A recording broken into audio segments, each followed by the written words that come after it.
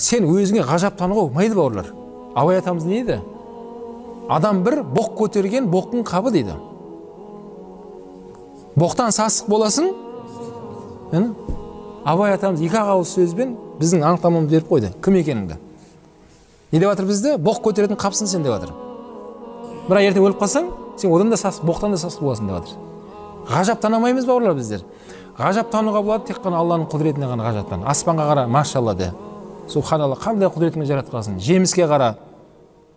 Кім осында бір алманы жасай алды?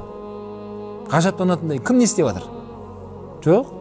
Ғалымдар айтады, бір художникті көрсе адамдар барып суретке түсіп, оны қол таңбасын алып әлек болады дейді. Алланың салған суретіне қарамайсыздар. Алланың салған суреті 4 мезгіл көп түрленеді. Ал ана художник ше, бітті сол бір салған сурет тұрады өмір бойы солай. Не өзгермейді, түрленбейді. Соны ғалымдар айтқан, сен не ғажаптанып жатсың оған дейді. Сен Алланың салған суретіне ғажаптанбайсыңдар ма дегенде,